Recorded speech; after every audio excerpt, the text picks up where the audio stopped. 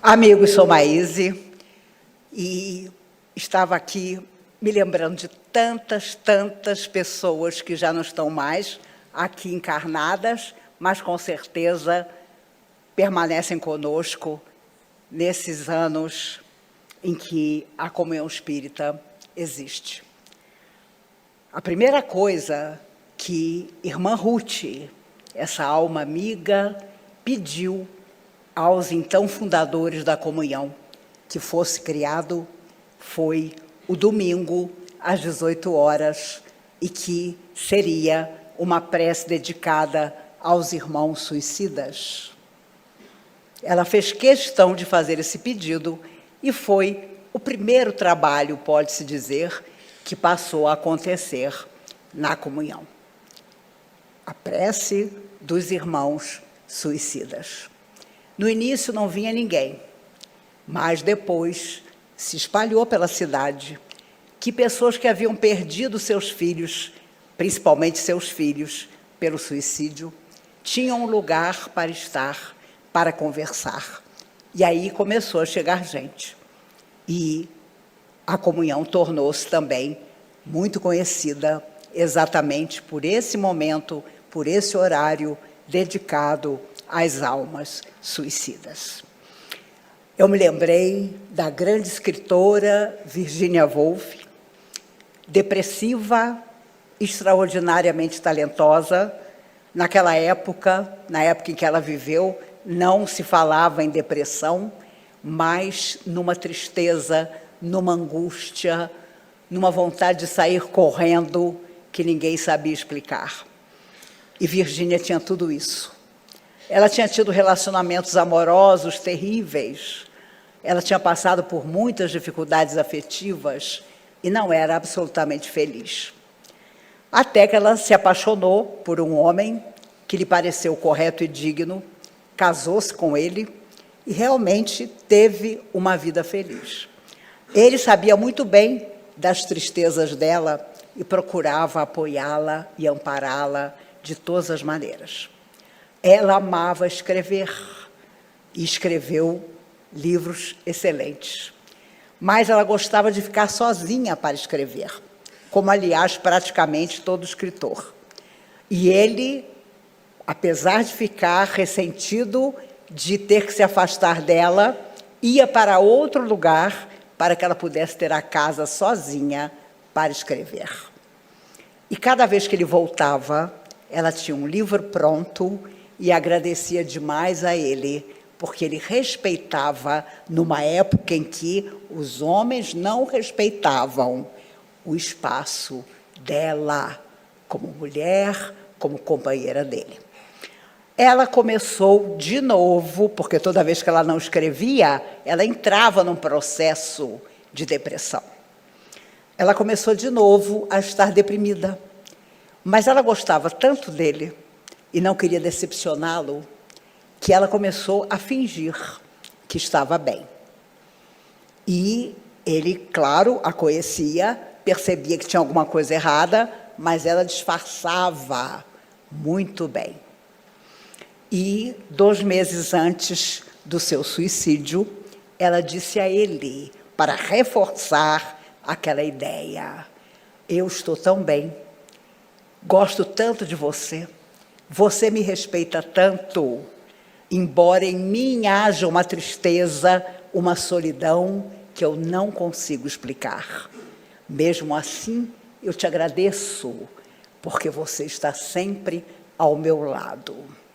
Ele fez pequena viagem.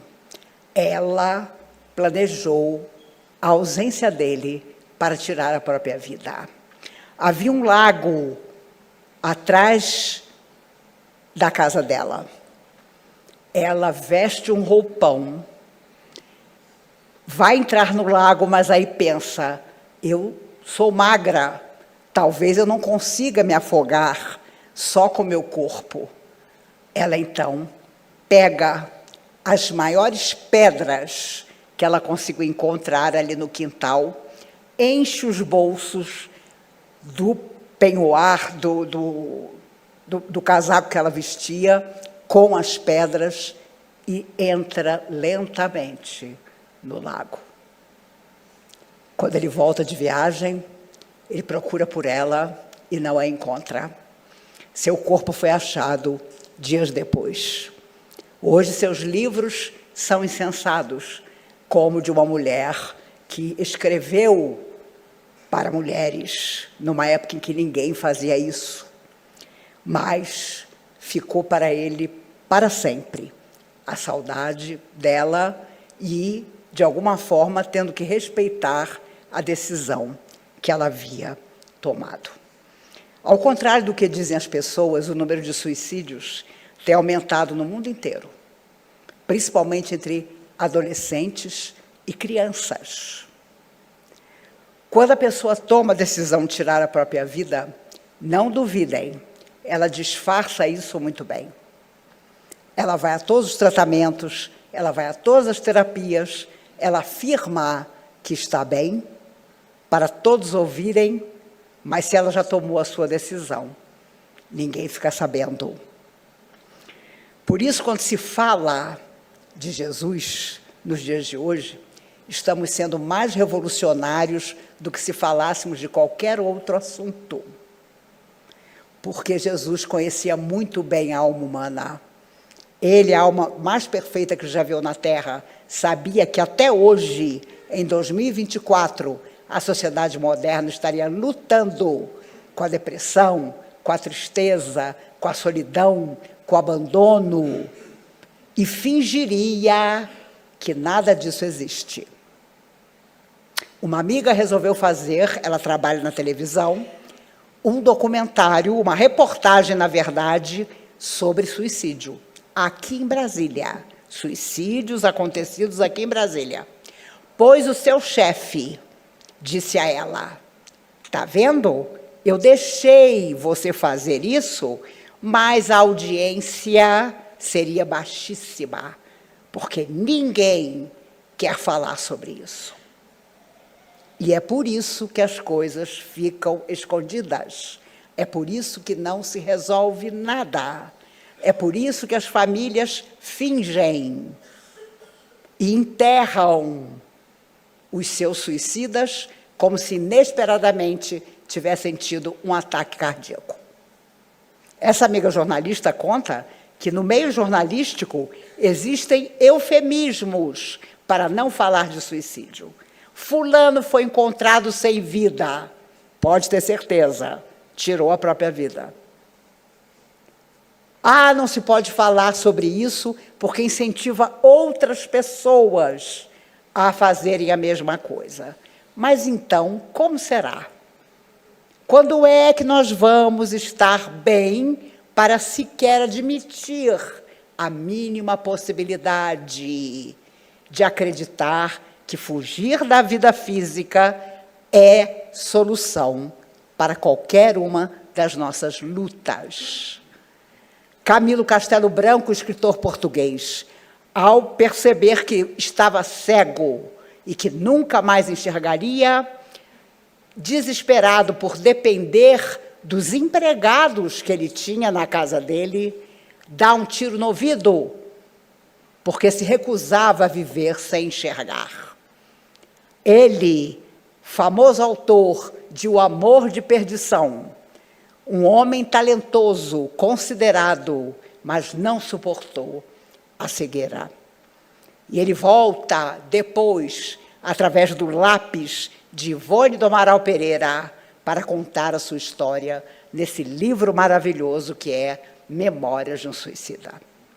Em 1927, ela vai à Federação Espírita Brasileira, levando os originais do livro psicografado, mas o então presidente a expulsa. Porque imagine, em 1927, um livro sobre suicídio, e ele usou um pseudônimo. Só anos depois, o livro passou a sair com seu nome verdadeiro, Camilo Castelo Branco.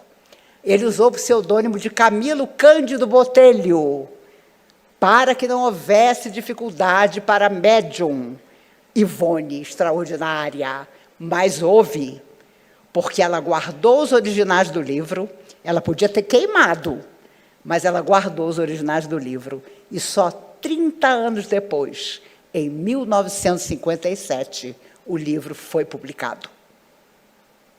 Porque então, preconceitos que existiam dentro da própria doutrina espírita, na verdade, da doutrina não, entre os espíritas que comandavam a coisa na época, havia desaparecido, cessado, diminuído.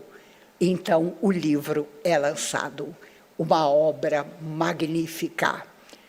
E, detalhe, Leon Denis, essa alma maravilhosa, terminou a história, de contar a história com a permissão de Camilo, porque então Camilo já estava reencarnado e completamente cego para resgatar o seu suicídio. Ele viveu 50 anos com todo o Dr. Bezerra de Menezes e tornou-se espírita, entendendo que a sua cegueira tinha uma razão de ser poderosa e que ele não devia buscar o suicídio novamente para fugir dessa prova. Quando os apóstolos estavam reunidos, aparece no pequeno monte uma nuvem branca, linda, e, para surpresa deles, no meio da nuvem, transfigurado, estava Jesus. De um lado, Elias, que tinha sido João Batista, o precursor do Cristo. Do outro lado, Moisés. E os discípulos ficaram estarrecidos com aquela visão que é narrada no Evangelho. Mas, de repente, escutaram um barulho e aquela nuvem passou a ter na sua frente uma outra nuvem, uma nuvem escura. Entretanto, desta nuvem escura saiu uma voz que disse aos apóstolos: "Este é o meu filho muito amado, ouvi o que ele diz." Essa voz saía da nuvem escura, e os apóstolos não sabiam dizer que fenômeno tinha sido aquele. "Este é o meu filho muito amado, ouvi o que ele diz." E os discípulos, mais uma vez, perceberam que não tinham a mínima ideia de quem era aquele homem que eles estavam seguindo. Emmanuel, ao lembrar desse momento, nos diz: às vezes estamos felizes porque a nossa vida é uma clara nuvem cheia de sol. Mas quando surge uma nuvem escura, nos assustamos. Ah, meu Deus, será que a minha vida não vai melhorar? Será que vai acontecer alguma coisa? Entretanto, a nuvem escura nos traz, muitas vezes, uma voz a nos dizer o que nós podemos fazer para mudar, para melhorar o nosso destino.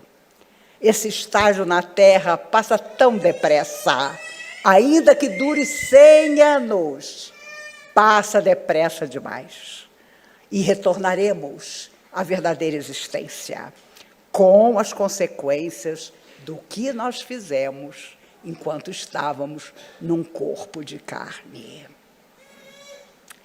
Quando Jesus, pela terceira vez, levando o madeiro até o Gólgota, tropeçou e caiu, os soldados começaram a olhar em volta para ver que solução dariam para aquilo. Porque Jesus ainda não tinha subido até chegar ao local onde seria crucificado e já estava caindo pela terceira vez. Vinha vindo no sentido do lado de Jesus um homem, um sirineu. Ele vinha cansado, tinha trabalhado o dia inteiro, suado. Quando o soldado bateu o olho nele, no meio daquela turba, o chamou, deu ordem para que ele se aproximasse.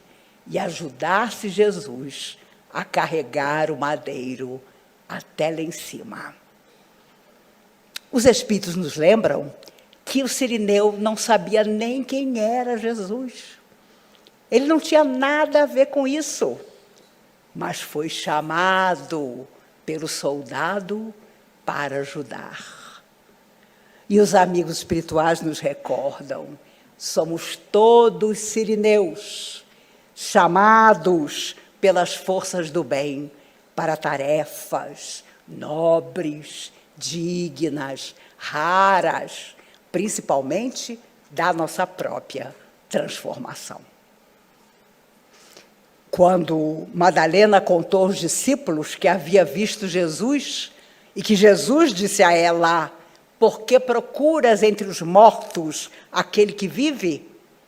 E ela sai correndo apavorada, porque ela tinha visto Jesus ressuscitado. Ora, os apóstolos ficaram inconformados. Por que o mestre aparecia justamente para Madalena? Por que não tinha aparecido para Maria, sua mãe? Por que não tinha aparecido para Pedro? Por que para Madalena? E os amigos espirituais voltam a nos lembrar, de todos, Madalena foi a que fez em si mesma a mais profunda transformação. Ela era uma e depois que conheceu Jesus, tornou-se outra pessoa. Talvez poucos de nós possamos dizer o mesmo de nós. Antes de eu conhecer Jesus, meu Deus, eu era terrível. Agora eu sou só horroroso. Mas Madalena não. Ela nunca mais teve a sua antiga vida. Ela realmente modificou-se. Jesus sabia muito bem. Eu já escutei amigos, homens, fazendo piada sobre isso e dizendo: quem mandou Madalena acordar cedo demais? As mulheres acordam muito cedo. Então ela deu de cara com Jesus, porque ela foi até o túmulo para limpar o seu corpo. E é claro, Jesus lhe aparece. Talvez esse seja o motivo, quem sabe? Ela, sabedora de que seu coração ansiava por conformar-se com Jesus morto, esteve, talvez nem tenha dormido naquela noite, e esteve ali para que Jesus lhe aparecesse e lhe dissesse que continuava. Quando nós conhecemos doutrina espírita, nós percebemos que é um corpo de leis extraordinário, mas é uma parte da verdade. A verdade inteira nós ainda não conhecemos, porque o nosso processo evolutivo permanece em curso. Ainda viveremos outras vidas, ainda veremos outras coisas, ainda caminharemos muito para então estabelecer para nós níveis de verdade grandiosos. Mas essa verdade que a doutrina espírita traz já nos beneficia grandemente. Somos imortais. Sairemos da morte quantas vezes forem necessárias. Da vida jamais sairemos. Somos o passado em forma de presente. Tudo aquilo que doamos à vida, em algum momento, a vida nos devolve. Só com isso, nós já poderíamos transformar em definitivo a nossa existência. Se não o fazemos, talvez seja por preguiça, por conveniência, pelas dificuldades emocionais que ainda temos, mas um dia alguém nos proporá a reforma definitiva. Se hoje eu fosse perseguido e ameaçado de ser lançado aos leões, com certeza eu daria o meu testemunho de amor a Jesus. Ou então sairíamos correndo. Na época da mocidade, aqui na comunhão, todos nós achávamos que tínhamos sido cristãos e tínhamos morrido na boca dos bichos. E os espíritos amigos tranquilamente nos tiraram qualquer ilusão. Olha, não se preocupem, nenhum de vocês estava lá. Aliás, todos estavam lá. Mas na hora que perguntaram, conhece esse Jesus? Muitos de vocês disseram, eu nem sei quem é, nunca ouvi falar. Porque enfrentar o sacrifício da morte física através das feras do circo não era para qualquer um. Mas aqueles que deram até o fim a sua vida ao Cristo, segundo os Espíritos contam, não precisaram mais voltar à Terra, apenas voltaram se o seu desejo era esse, para agir em encarnações de tarefas positivas. Se nós, meus amigos, estamos aqui encarnados até hoje, é porque nos faltou, talvez, testemunho nas horas certas. Então, vamos de pouquinho em pouquinho fazendo o nosso destino. Hoje não existem mais as feras a nos ameaçar, mas, como dizia o Chico, perguntaram a ele uma vez, Chico, você tem medo de alguma coisa? E o Chico disse, eu tenho pavor. Pavor, Chico, de quê? Da fera que eu ainda trago dentro de mim. E foi Chico Xavier. Da fera que eu ainda trago dentro de mim. Por isso, meus amigos, é a hora, é o momento, é um ano que termina mais uma vez. Vamos de novo ter a ideia do recomeço que 2025 nos trará. Façamos uma verificação em nossa consciência. Se fôssemos partir agora, do que a nossa consciência nos acusaria e em que nós seríamos beneficiados pela lembrança das coisas positivas que aprendemos e que fizemos. Quando Jesus, no meio da multidão, porque onde Jesus estava, a multidão o cercava, começou a escutar, Jesus, tem piedade de mim, Jesus, tem piedade de mim. E quanto mais Jesus ia passando, mais o homem gritava. E a multidão começou a ficar incomodada. Que homem é esse que não para de gritar? Era o cego de Jericó. Ele sabia que tinha uma multidão entre ele e o Cristo, mesmo sem enxergar. E quanto mais as pessoas diziam para ele, Jesus já está passando, mais ele gritava, Jesus, tem piedade de mim. Jesus vai até ele e diz, que queres que eu te faça? E ele, emocionado, responde, Senhor, que eu veja. E todos o conheciam. Desde sempre, ele vinha com seu pequeno pano a pedir uma esmola aqui, outra ali. Senhor, que eu veja. Era muito mais do que dizer, Senhor, que eu enxergue. Ele queria ver. E Jesus diz a ele, pois eu quero. E então, o cego de Jericó enxerga completamente. Meus amigos, vocês já imaginaram o que era isso há 2000 anos atrás? Chamar de milagre é pouco, porque aquilo tudo transformava leis que existiam na terra em luz.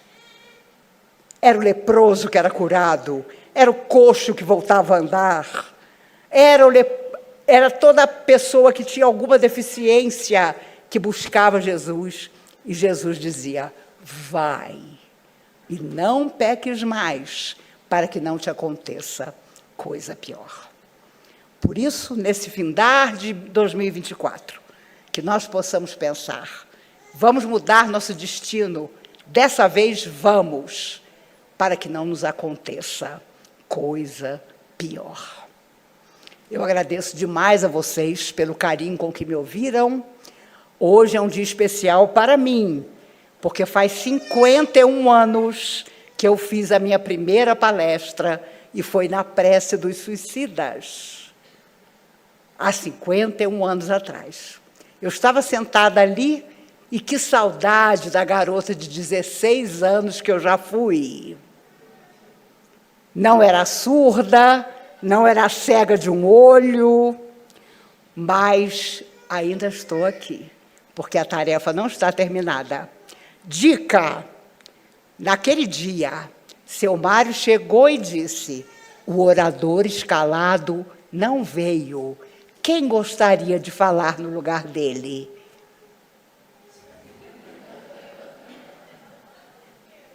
Eu levantei o braço. Naquela época, eram só 15 minutos de palestra. Cheguei, peguei o microfone e tinha uma mesa aqui onde ficavam os dirigentes da casa. Depois, cada um fazia uma oração. E um catucando o outro. Quem é? Quem é? Quem é? Eu falei 15 minutos exatamente. Quando eu voltei, eu não lembrava de nada do que eu tinha falado. Mas as pessoas olhavam para mim como quem diz: ela vai fazer palestra. E eu, enganada, pensei: que bom, foi só dessa vez. Foi só uma chuva que já vai passar. Por isso, conselho. Chegou uma das meninas aqui, olhou para vocês, o orador não veio, quem gostaria? Vocês viram uma estátua. Ou fazem como os nossos queridos irmãos suicidas, que para não passar vergonha nas regiões de estudo do mundo espiritual, se sentam nas próprias mãos para evitar passar a mão no pescoço, tentando tirar uma corda que não existe mais. Camilo, o tempo inteiro com a mão no ouvido, para tentar estancar um sangue que há muito tempo não existia mais. Um vigiava o outro. Quando a mão de um deles ameaçava fazer um sinal, o outro segurava. E ele voltava a botar os braços para baixo.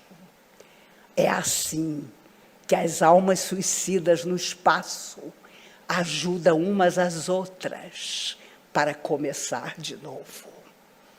Por isso, meus amigos, façamos na nossa família, entre os amigos dos nossos filhos e os nossos filhos, uma grande campanha de amor à vida.